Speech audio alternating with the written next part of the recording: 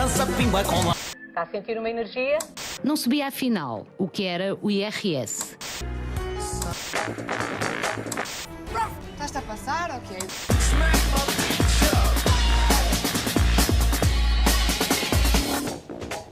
Como é que é, pessoal? Tudo bem?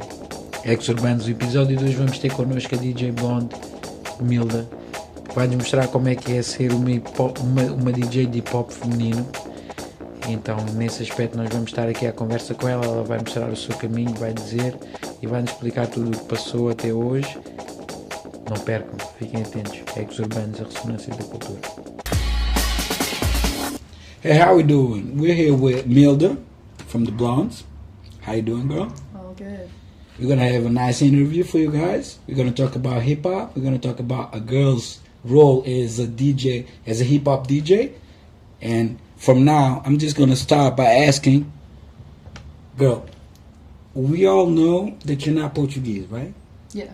So, can you talk? Roots? Yeah, where do you come from? Yeah. So I'm from Latvia, Rīga originally. Yeah. From the north of Europe. Yeah, man, not a lot of hip hop there. Have my own story. Yeah, that's kind of crazy. How, you know? Yeah, one of the whitest countries in Europe. If not the whitest. Yeah. Yeah, man. So I guess the story begins kind of with my dad. He was, back in the days when I was a kid, he was collecting blues records. Nice. And we had this club back in Riga. It was called B's Blues Club. And probably the only club that played that kind of yeah, songs. but you know, Riga is a small city, and it was right after Soviet Union and blah blah blah. So yeah. But it was owned by this American guy, and he knew like great musicians from the States. And he dragged them over all the way to Riga. To do what happened? Yeah. Nice. And what happened? My dad was really good friends with him, so I ended up like spending a lot of time there with like hanging out and listening to blues music.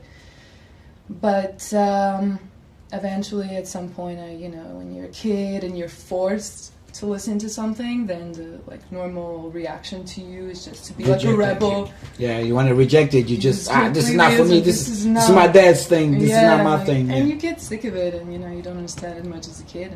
But you actually went to some live acts? Yeah. He dragged they started at 11 and ended up like 3 a.m. And for a little like 8-year-old, it's like, oh, I want to sleep in the car. Like I don't want to do anything. Yeah. But I always think that environment and the environment you're in leaves a massive impact, although you recognize it or not. Yeah. And so it's kind of a subconscious thing, Yeah, it's kind of programming, I think. Yeah. So I grew up on that, and that was like my first musical experience. And then when I was about 16, 17, I started to work in a jazz club. So that was like kind of... But at that time I was listening to a lot of classical rock because of... I had to rebel against dad, so I was listening. So from your 8 years old till 17, it was like purely just rock. No, you change your taste radically, not radically, because no, for me it was organic, because when I started to realize that all of my surrounding music is blues, I really wanted to also bring some diversity. Also, try to listen to another type of... Yeah. So I was... Also my friends were kind of listening back in the days, like it was kind of the period of Led Zeppelin or Pink Floyd or Jimi Hendrix also, like, a lot of very classical thing. Yeah, Jimi Hendrix was my man. Because you're not that old, right? Jimmy is not... really something I'm that... 26 in 11 years. In 11 months, yeah. No, I'm just saying this because Jimmy is not really something from not Jimmy, not Pink Floyd, not Led Zeppelin. It's not really something that... So, okay, yeah, I guess some context to that, it was the Woodstock phase, So it was kind of like whatever was playing, at Woodstock 69. Yeah. I was going through that. Yeah, and it was really nice. It was really nice. It was awesome, yeah. and I was like watching a lot of documentaries about that. So obviously, I was learning a lot about that, and really learning, not only listening, just reading and understanding music. So and then I moved very organically. All my friends were getting into universities or school or music school, and I went to music school myself for 9 years. I was playing the flute, which is very flute is not really that. It's a good There's instrument, some people but who really take it to the next level. Like Jero Tool is like one of the greatest bands, and they have they have the classical rock sphere with a flute on top, but it sounds amazing. And it does. Flute is a really good instrument, but only for the ones that really take it to the next level. Because if you just we used to have flute here in Portugal, like in school. So you learn to play the happy birthday and all of those things, and it's nobody, I think, ever takes it to another level. You have to be creative, man. It's like everything. Keep your mind open. And, it's like everything. Yeah. So you went to music school? I went to music school, but I never I think now I don't really have anything to show for it, really. Because I just went through it, and I'm always doing a lot of different things. So I went to art school, to music school, to swimming class. So I had like a lot of, and I was a very busy kid. So that kind of something naturally fell off, and that was music school, because it was also kind of complex, like learning notes and reading music. It's not exactly what like a 13, 14-year-old like discovering boys wants to do. But eventually, like, music made its way back into my life, and I started to work in a jazz club afterwards for a very brief time. At 17, right? Yep, and it was great because, well, it was a jazz cabaret club. So there was like this Wednesday nights were the student jazz nights. That means like alcohol super free, cheap alcohol everywhere. And jam sessions, and everybody just... And also, actually, I've met Robert Glasper, because we have like this festival, it's called Rīga's Rhythm Festival. Shout out. And and they bring like really, really great musicians there, and what they do is like they usually let the kids and the students to hang out with the musicians. They're all just like chilling around. So that's what happened also, like, and also that's an environment. You work, in a club, and you hear the music, and you learn from it. Either you like it or not, it becomes a part of your life. And you get really sucked into it, right? So like you start to feel the music in another level, in another you start to not only listen to music but to feel it, right? Like making it part of your life. Yeah, I mean, you just pick it up. Your brain picks it up naturally, I think. Like with everything, Yeah, but I was asking if it was a turning point in your life, like working in that jazz club. If it was a turning point in your life, deciding in which you decided to, this is the thing that I want to have in my life. No, this is very different for me, because when I was thinking about, actually, because you asked me before about the roots and where and how it developed, and it developed really effortlessly. I had never a point where, I'm going to be a DJ, or I'm going to do this, or never. With music, never. It was so organic. Yeah. It just happened to me, and I loved it, and I keep doing it. I think that's why I still do it, because I don't force myself to do it at all. Like, sometimes maybe when you have a lot of gigs, or there's a lot of stuff. Because it actually becomes a work. It actually becomes at some point. It's that kind of work that you do effortlessly. It's okay, effortlessly. Yeah, but not you, not me, not our first language, English. So it becomes a work. Like it's something that you do it kind of turns mechanically. It kind of. It's always with the feeling, but the gigs and all that routine, it becomes not mechanically, but it becomes a routine, right? Depends on the timing. Like there have been periods where I have like, if I have to play like 3-4 gigs per week, Yeah. you know, music is still something that is my hobby and my kind of love, and I don't want to exploit it that way. If you have to play like 3 or 4 gigs a week and I feel that I'm not enjoying it anymore, I'm doing it, as you said, just completely mechanically. I'm doing it like, you know, and there are people always approaching you or trying to talk to you or whatever, and then you're not even there because you almost get tired. Of course it's tiring. Yeah, of course it is. So not really, like I try to now play like once per 2 weeks or make myself a little bit more exclusive. Yeah, and, but that is something that you do because you have another life. Yeah, another life. Yeah. I didn't want to say another job. Yeah, but it's kind of. Well, I do a lot of different things. Yeah, I do a lot of different, like. This is also my point, and I'm not only a DJ. I'm also, have a work in advertising, and I do illustrations and then music on top, and then of course I'm a daughter to somebody. I'm somebody's sister. So it's all of these life things. It's just not like music. Many roles in a life, right? Yeah. So. Yeah, I it's understand. Like, but still, you wouldn't like music to be one of your first, like the first job you have, like in terms of work.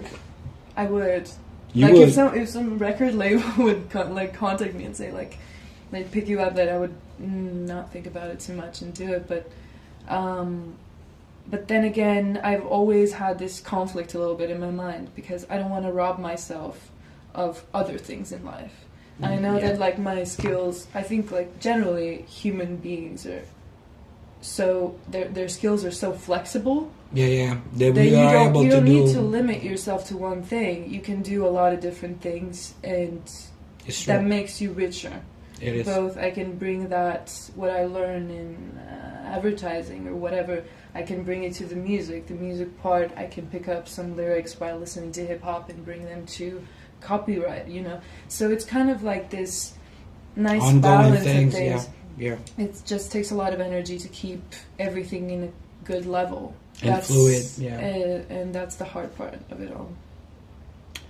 And coming to Portugal, so you were working at 17, you were working in a jazz club. How old were you when you came to Portugal for the first time? Like, what is the time span from working in a jazz club to doing the DJ thing to coming to Portugal? Or the DJ thing only happened when you came to Portugal? No. It happened way back. So after that's a bumpy ride. It is. So you need to take us through it. Yeah, so basically, what happened, and this is a story of the DJing. Like the way it started, I was back in home in Riga. There was this bar called Space Dog. This is old Space Dog. Space Dog. That is nice. And that's Space shout Dog. out. That's a shout out. Shout out to the Space Dog people. Yeah. Cheers. Space Dog.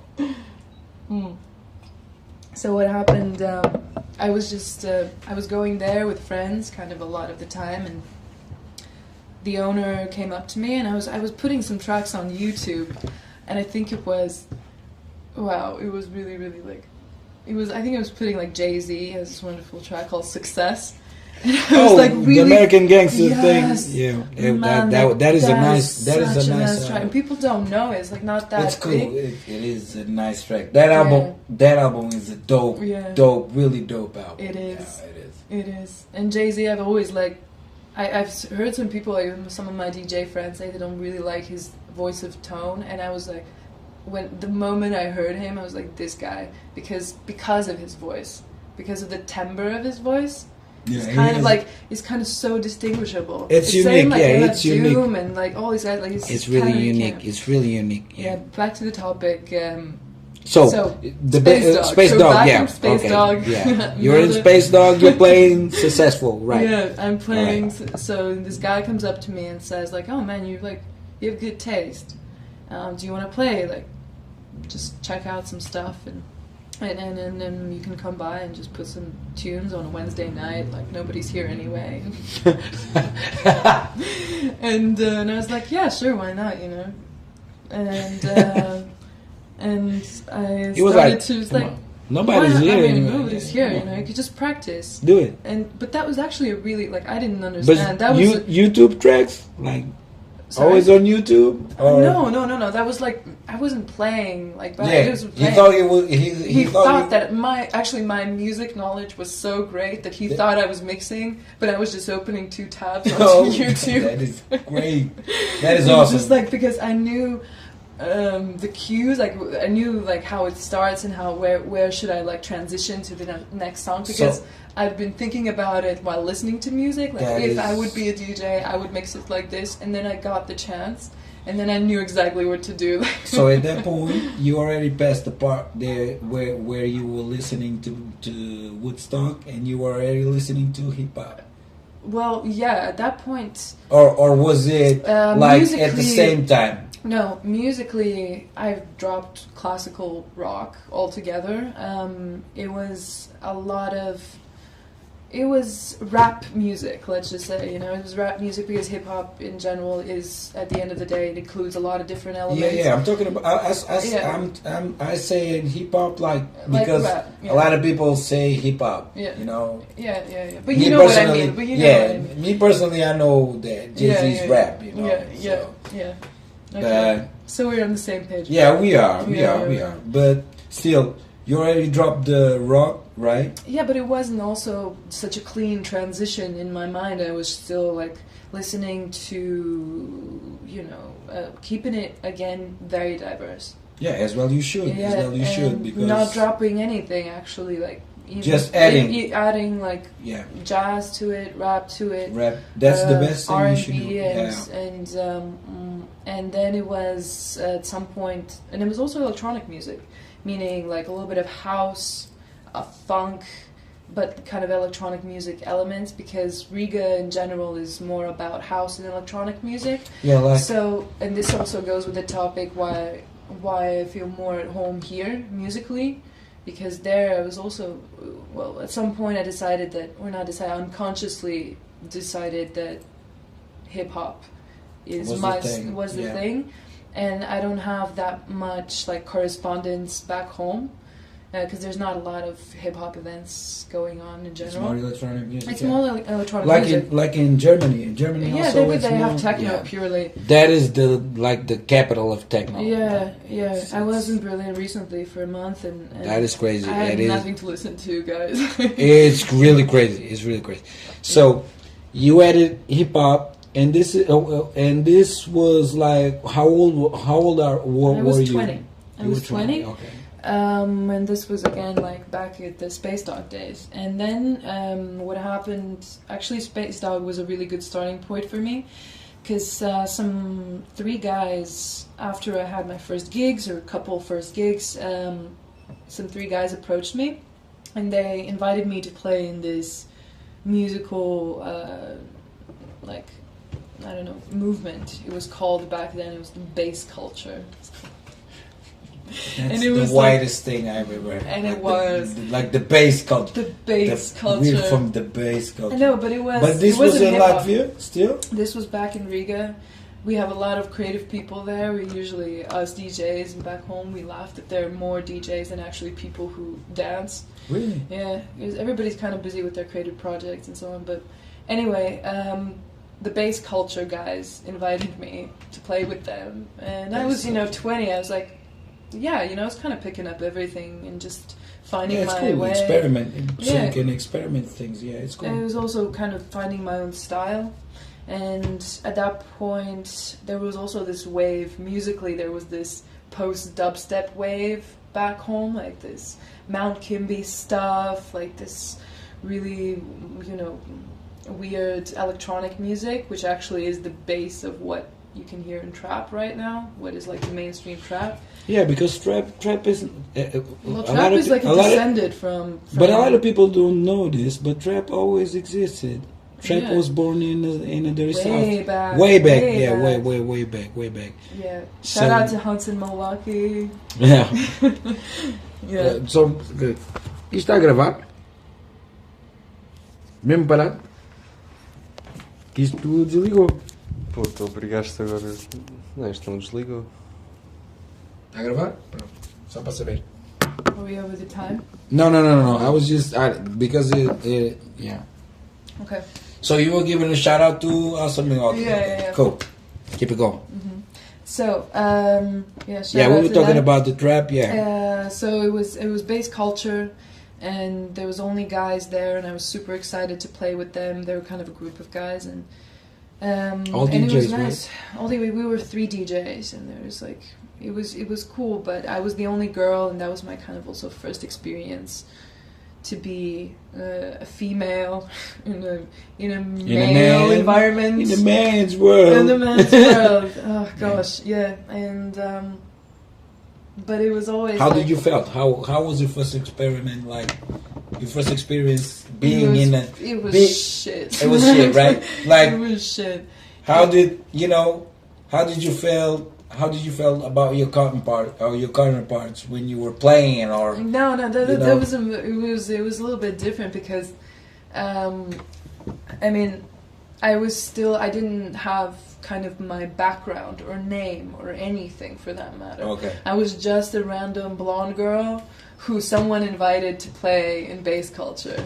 And that's just like, I still feel like that. I just somehow people like respect me more now, but I still feel like very out of it a lot of the time. So you think that people just look at you like look at this beautiful blonde girl playing hip-hop? It's from experience because that was my first experience, and I remember the guys back in bass culture, my fellow DJs, and I remember I just came to the room, was like with my laptop and very excited to have like this gig and prepared like 3 days, like prepared for like a 2-hour set.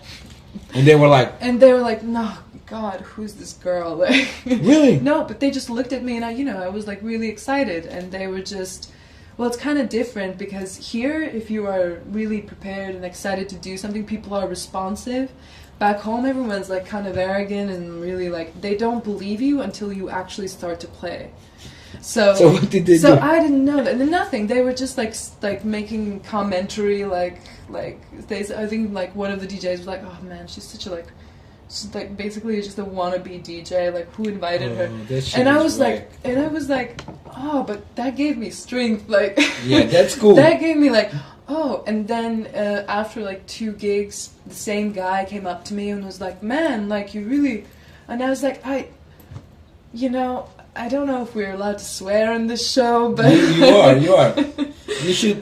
I was like, "Fuck you, yeah, fuck you." Of course, man. Yes, of course. That's ridiculous. How can you judge somebody just by the way they look? That's stupid. That's fucking stupid. And I've been through it because I'm black. You know. And I've been through it because I'm white. You know, I can't. This is exactly the same. Come on, really, really. You're talking about the hip hop community. I'm talking about life. I'm talking about life. It's different. I'm not gonna. It's different. Well, yeah. But still, I understand that because you went to a double trouble right there. You went to the trouble of being a woman in a DJ spot. Which, so you're 27, right? Like 7 years ago, like girl DJs was not the thing. We need to be real. Mm-hmm. It was not the thing. It was always like, men's being DJs. It was really, really low girls. Many few girls that were DJs in any kind of style. So you were kind of one of the first. So kudos for that. That's cool. That's nice. Kudos for it's cool. And kudos for going for hip hop. That is awesome.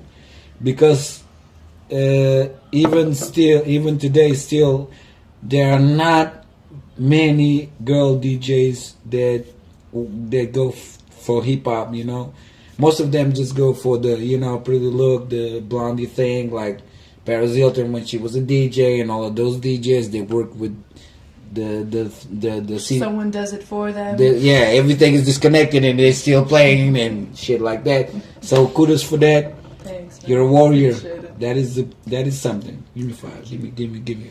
Thank you. So you did well. You should swear that guy, and you should swear everybody that didn't believe in you. Yeah, but man, I wanted to add, like, in terms of, like, one thing is when you're a girl, yeah, you meant, like, I face the same shit, like. You do. You knew what, and as long as we have this kind of culture, because it's a world culture, it's not really something that relates only to hip hop or DJing or something, you know. No, it's and it's also entertainment, because it's entertainment business. Because essentially you have to go to, you know, a place or a bar or a venue, and I recently, back in Riga, I was playing in this new bar. It was called Def Low, and you were it there was just like last week, right?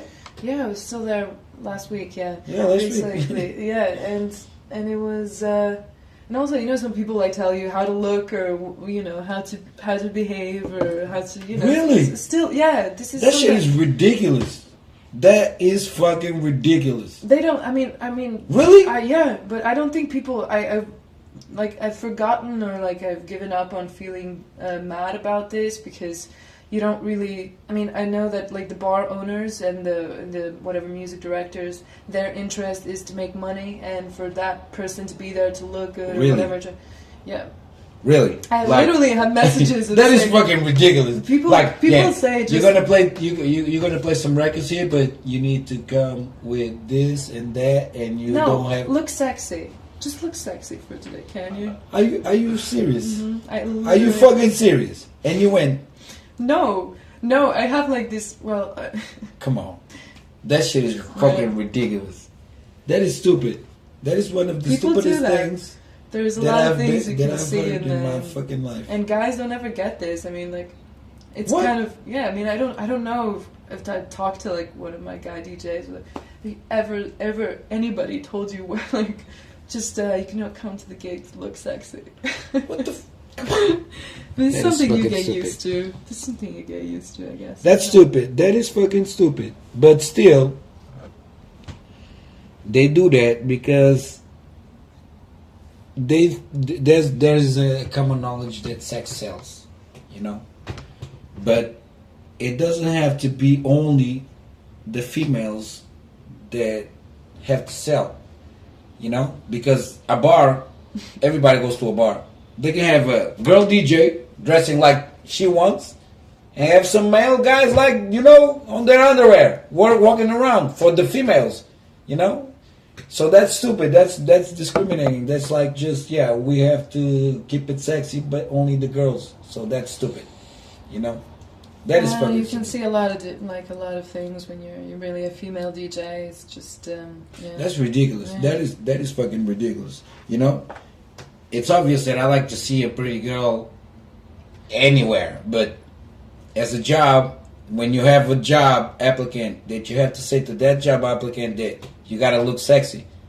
That's again, like, I think up. it's when somebody says actually that to you, you feel like what do I have to, like, you know, what do I have to do? But then next, I do understand also from a business point of view, as you said, that it's entertainment and sex sells. And everything. Of course, it's a business. It's a business point of view. It's a business. It's no it's doubt, business no doubt. It's a business point of view, but nowadays, like, creatively, you know, and if I go there, they essentially, what you would want to do is that music directors or whatever, bar managers or venues, you know, invite you to play because of your music, your selection. Of course. And I'm a selection DJ, you know, so I would want that to be the primary argument. But it's stupid. Sometimes, you know? It's not, and that's a part of it, I guess. So if somebody employs you and says that you need to look sexy, he's just overlooking everything that you do as a DJ. It is like that, you know? Yeah. And I had also, like, a couple of gigs also here in Lisbon that is just, you know, people don't really listen to your mixes, or they just invite you because You look good. You look, or you kind of, you know. Yeah, it's because you look good. Yeah, it's because you're a blonde person. Like this, and this is really like not also. It's ridiculous. You can't take that seriously. You can't take it seriously when you show up at a gig. You can't take it seriously because you know, back here I've also experienced like people invite me to a gig, don't know what I'm playing, don't show up at the gig. Just I'm basically there for the, and it's not a good thing. It's not. It's like they're using your looks to, you know. Or it's not even looks. It's just, you know, whatever. Just that's the girl thing. I think if there's any girls watching this, they know what I'm talking about. It's fucking stupid. I think it's fucking stupid. I think if you just somebody if you hire somebody by the looks, you're probably gonna have a relationship by the looks, and then you know how that works. Look, in my not the opinion, thing. it's like this: you have a bar, you have a venue, you have a place. You're interested in the music. You're interested in the quality of mixing. You're interested in the vibe. You're interested. And then, like, the third element, you're interested, do you actually like that person? What is, like, how does that person look, or whatever, you know? But that only works if you know the person. If I don't know the person, I'm not going to stay in the bar listening to music just because the person is cute. Come on. What the fuck? Yeah. You know? Yeah, that's stupid. So that's why I'm telling you, like, music is primary, but it doesn't, in the real world, it doesn't work like that. It's ridiculous. But that's fucked up. And you should speak. You should speak out about it. I am. You should speak about. Yeah. Yeah. Then you can. That was when you were 20 years old, right? Mm-hmm. You were in the bass. Bass culture. The bass culture. That is such a wide name for a hip hop group. Thank you. Like the bass, the bass. I don't think any black person would call his group the bass group. Like, we got the bass. We got the bass. It's a good thing. I didn't come up with it, but I was involved in it, so I'm gonna take responsibility for it. But I'm just joking. I'm being racist right now. I'm just joking. It's okay. But then you were in the bass group when you were 20. Mm-hmm. When did you come to Portugal? I came to Portugal when I was 25. Oh. 24. So there's still something in between. Yeah. I was playing back home. In Riga, right? Back in Riga. But still with a regular job, right? With a regular job all the time. I was working back home as a creative, and that was a degree. That's your master's, like you were. No, I have a master's. So basically, I have a master's degree in marketing communication, and I was working a full-time job from 9 till 6 in advertising as a creative, and then I was still doing gigs. And how did you felt about it? Like, it was a lot. Working in advertising. Did you like it? Did you? Man, I loved it. I loved it for the time being. I loved it. I was, as I said, it was like an enriching experience. And but you know, it was, as I think anybody could tell you who's worked in the industry, it's really, really demanding. You have to be always on your top of your feet, always like looking for new information, new ideas. So it's a really demanding job. So I was doing that, and plus still drawing or doing some illustrations. So you draw also? Yeah, man, I went to art school for 10 years. Yeah, you did. Yeah, you told us. What made you take that step to come to Portugal, and with all the hip hop background that you had, did you thought that you would be a DJ here in Portugal, or was it because another thing? Well, essentially, it happened because I was studying my master's degree, and I took an exchange, and I went to study here in Portugal. And then I moved to Lisbon after I decided to stay, because I really enjoy the city, and I really like the vibe, and so on and so on. And musically, I just... something really...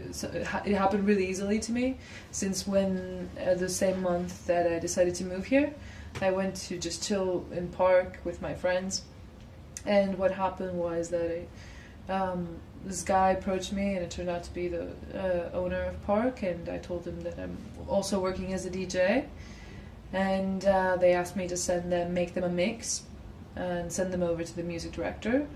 So I made a mix and sent it over, and they really liked it, and so I became a resident there in Park.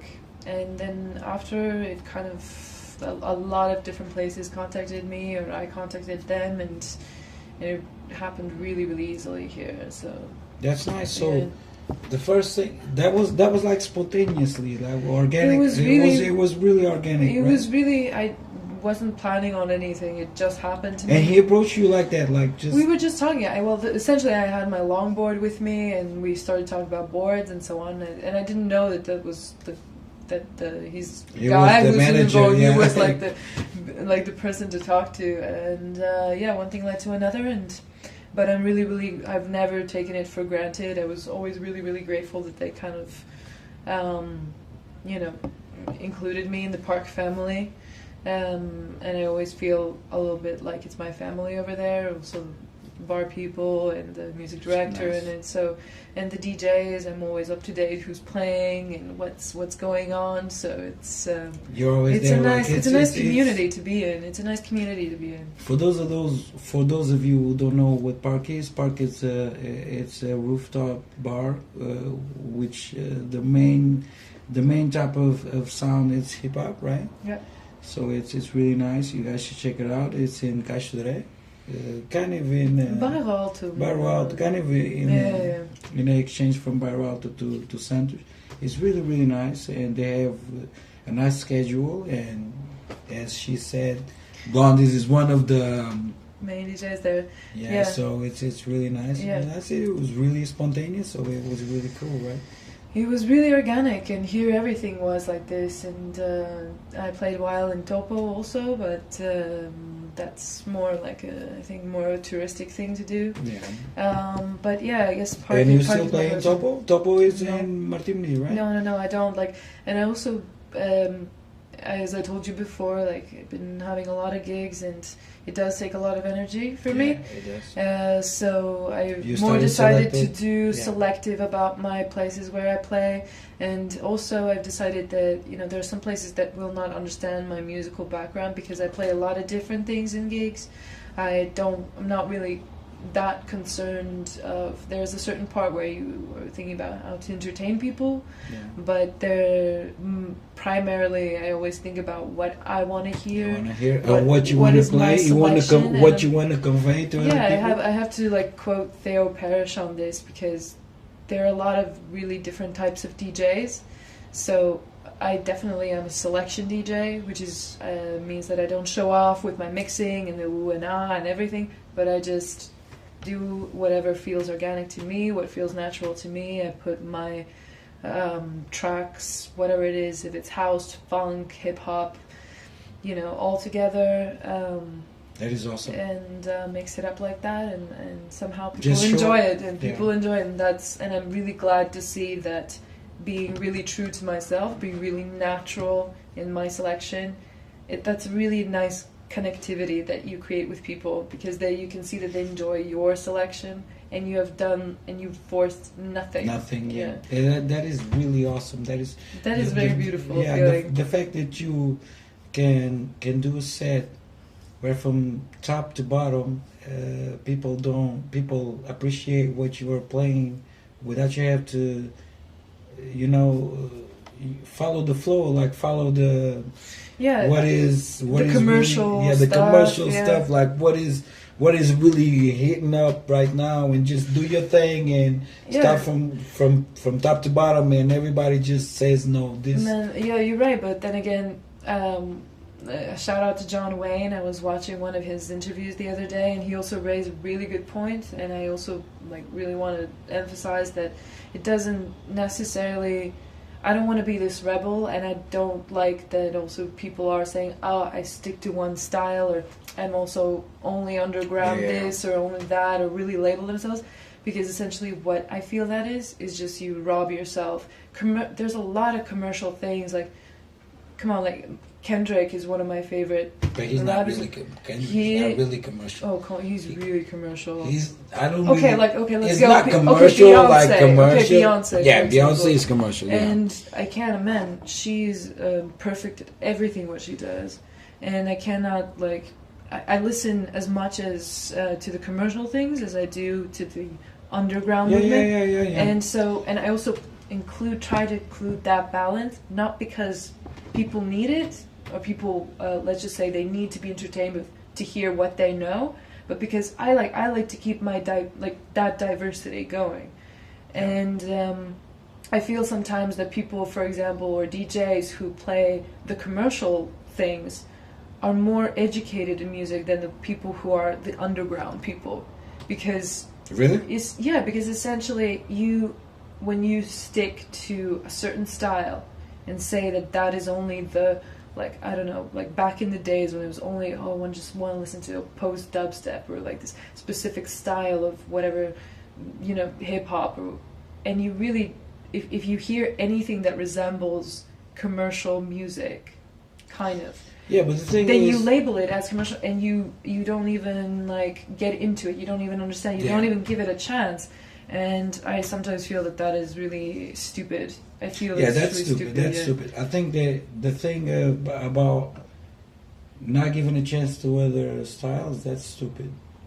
But still, you as a DJ, you need to understand what is good and what is bad music, right? Right. And this is exactly my point, because in every style there is good music and bad music. Yeah, and you as us as selection DJs would rather pick the stuff that feels natural to us and good and sounds good. Yeah. And implement that in everything, in terms of even jazz elements in hip hop and so on, of course. And commercial music and diversity and pop and everything together, to keep that freshness. And if you can't mix it together in the way that you actually communicate your style, then you're a bad DJ. Of course. But you have to incorporate everything. You have to see the bigger picture, not just essentially at the end of the day, it's about style. If you have it, you have it. If you don't, there's just nothing. Nothing you can do now. True story. What about actually, I was there's a question that I wanted to ask you about the differences that you see from Riga.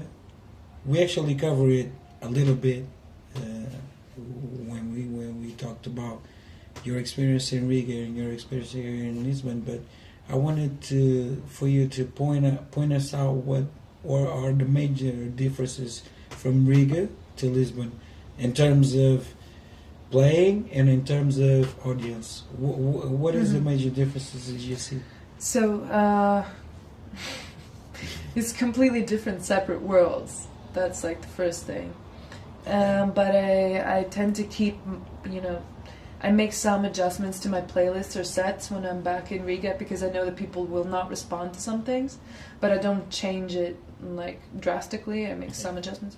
But musically, the sets are longer for me. Usually I start at 9, 10 and end at 5 and 6 o'clock in the morning. So it's a Sorry? In Riga or? In Riga, back in Riga. So it's a really long set, and usually, you put a mix in the beginning, then you start to play, and then it's the really 4 hours of non-stop playing. But this goes to hand in hand with the audience, because people are different there. Okay. People are different. They go out and they have a drink, have more drinks. It's harder for them to open up sometimes, so it takes a little bit of alcohol, I would say. And then they start to respond to music, and then they start to dance, and then they start to be really, really energetic, really responsive. Back in shout out to Kiese, one of my favorite places to play. That whole experience to play there on Wednesday and Friday nights is really a crazy experience to have.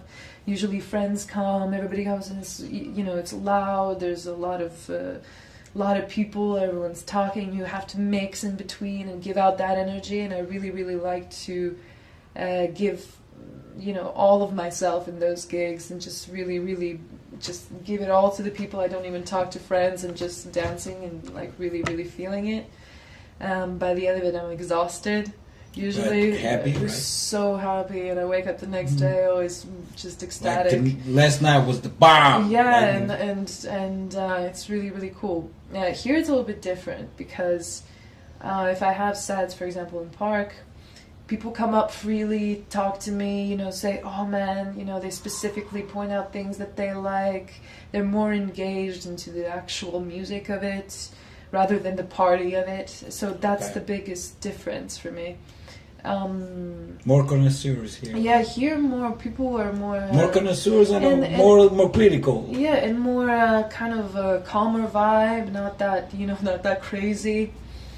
So it is a difference. It is a difference there, and but I have to say I enjoy both things, and that's why I'm really blessed and really grateful that I can be part of this world and that world, and it's really great. But in my experience, if you play hip hop, people connect so easily and they respond. It doesn't matter who or where. They just open up, and if at the end of the day, if you feel it, if you feel what you're playing, if you're enjoying it, if you're dancing, you're having fun, then people are so responsive to that.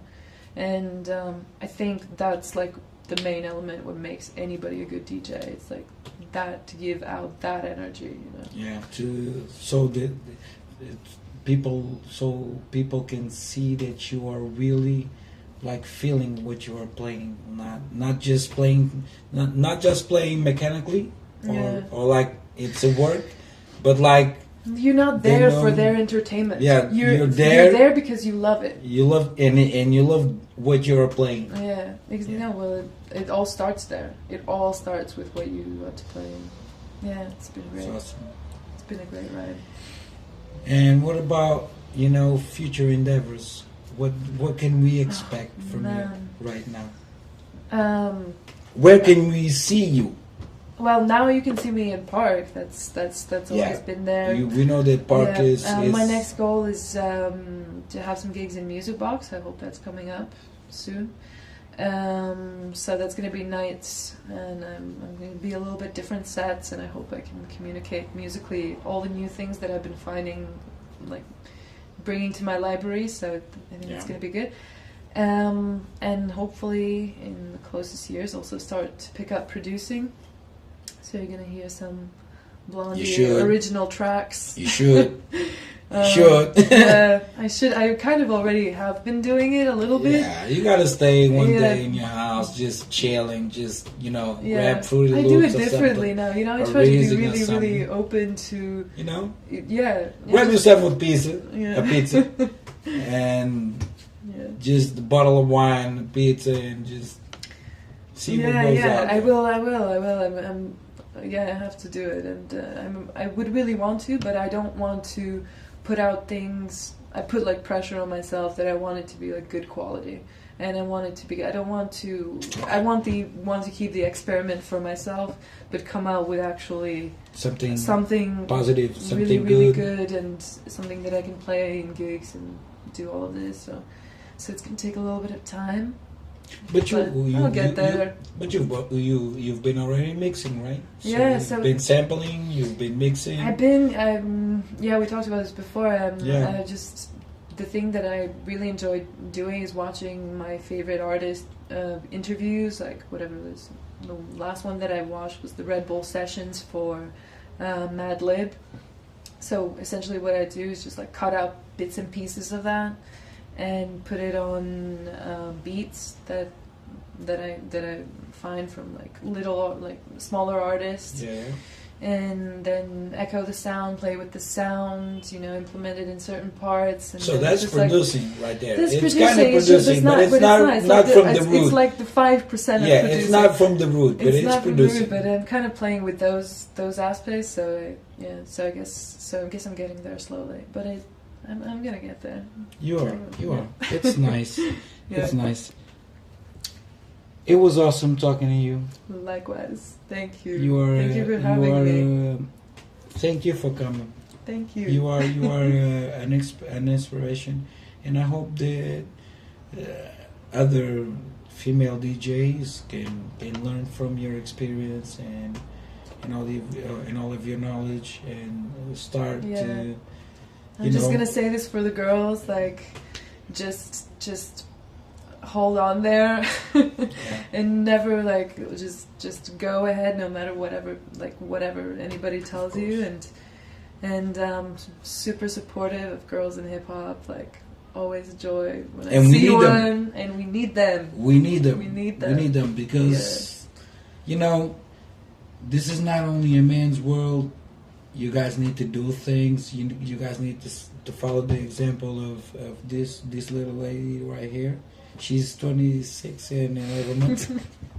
No, but you guys need to follow the example, and you guys need to do things. And hip hop needs you, because nowadays it's just, if you don't want to do it, you don't want to do it, because you have the chance to do it. I think this is going to be a little bit, girls bring a certain sensuality and emotion to the whole thing, I think. Here comes the feminism. Yeah. Here comes the feminism. No, not all of them, but like, Okay. I think No, we it's a really cool bring thing. a sensual part of it, and that's why, like, when I see a girl, also I just feel she's my sister, and we're both on the same journey. So, yeah. And it's really cool. It's really cool.